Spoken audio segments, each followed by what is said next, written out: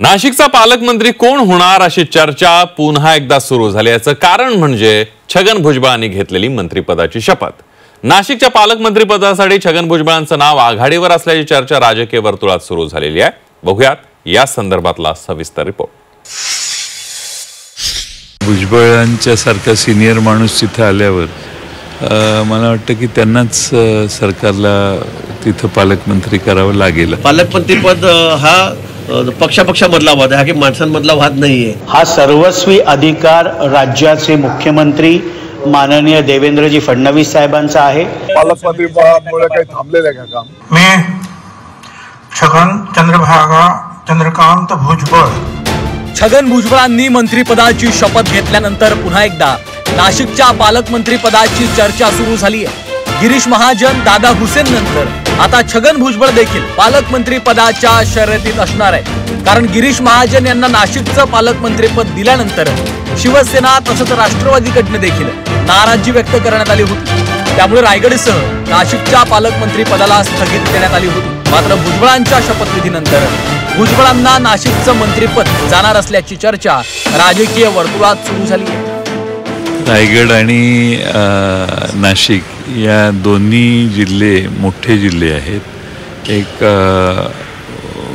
आपला उद्याचा कुंभमेळा देखील नाशिकमध्ये होणार आहे आणि येणारा, त्यामुळे या जिल्ह्याचे निर्णय लवकर घ्यायला पाहिजे होते। नेमक्या याच जिल्ह्याचा निर्णय सरकारने प्रलंबित ठेवलेला आहे।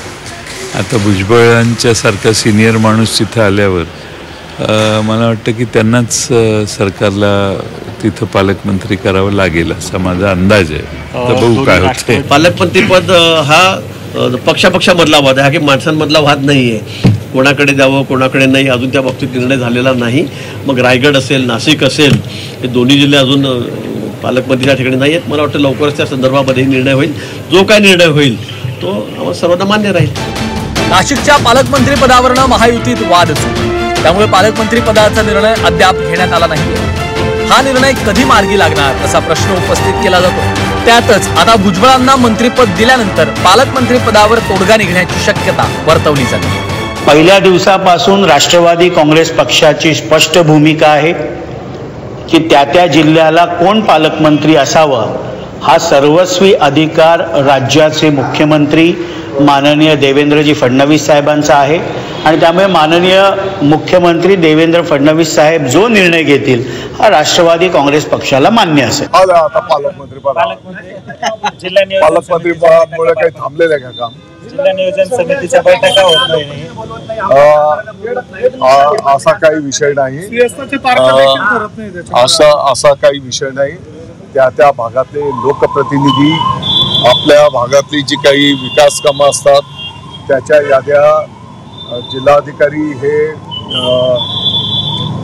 त्या समितीचे सचिव म्हणून प्रमुख असतात, त्यांच्याकडे त्या याद्या आपण देत असतो आणि दर सालाबादाप्रमाणे जे काही निकष ठरलेले असतात त्या हेडच्या माध्यमातून ती विकास कामं मार्गी लागतात।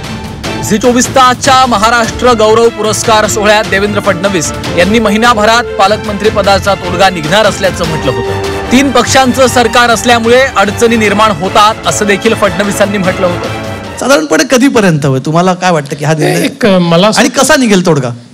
तोडगा कसा निघेल हे जर आत्ता सांगता आलं असतं तर तोडगा काढूनच आलो असतो ना। तोडगा काढायचा प्रयत्न चाललेला आहे, महिनाभरात निघेल। महिनाभरात निघेल। चला ही आमच्यासाठी तर बातमी आहे खरं तर की महिनाभरात तोडगा निघेल असा बी म्हणू शकतो। महिना कुठलाही नाही सांगितलं मी। छगन भुजबळ मंत्री होण्याआधी दादा भुसे आणि गिरीश महाजनच रेसमध्ये होते।